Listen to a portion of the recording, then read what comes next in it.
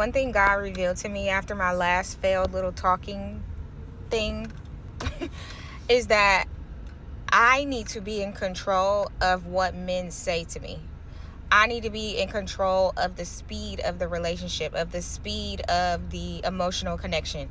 Because quite literally, almost every single man that I've ever talked to or started dating has told me that I was his wife, has told me that I am the one, that has told me that I am different. And of course, men say all of these things, and they say things, they'll say anything, right, to get what they want.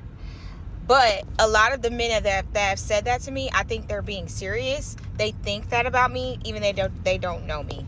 And because they don't know me, they're going off of attraction or whatever it is that they're going off. They're like dumping on me emotionally, like this emotional love bombing. And I don't do that back to people. I can affirm you and say, like, yeah, I like you, but I'm not really like a big person with words of affirmation. So I'm not about to be telling you that you the one. I ain't never told a man that he was a one, because I ain't never met the one. Now, I'm not saying women or you or whoever's looking at this needs to be in control of the relationship, but you do need to be, like, if I'm emotionally healthy and I know that I am, and I meet someone that says I'm their wife and it's been under a month, they're probably not emotionally healthy. And that's just something that I have to watch going forward. If somebody's going to try to love bomb me, but they're serious, I need to be the one to be like, whoa, pump the brakes, bro. We haven't known each other that long. Can we just get to know each other and take this slow? Because sometimes we got to keep it real. Some of us like to hear those things. You like to hear those things. That's why you're letting things continue. Because, like, if you really sat down and thought about it, it's like, this person doesn't know me. So what are they talking about? They think that I'm their wife. Now, I'm sure there are people who have stories like that. Like, oh, my parents met that way and they said that to each other in a month and they got married. They've been married for 50 years.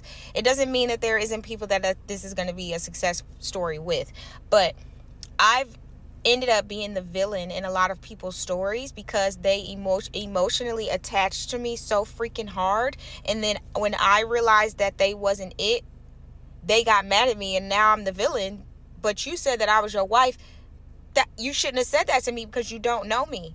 You don't know me. That's why when you found out I wasn't your wife, and I already knew I wasn't your wife, but I let it slide because sometimes in my head I'm thinking, okay, maybe this could be the one this time. Maybe this is the one this time. I try to go along with it, but I have to pay attention to emotional immaturity and emotional unhealthiness.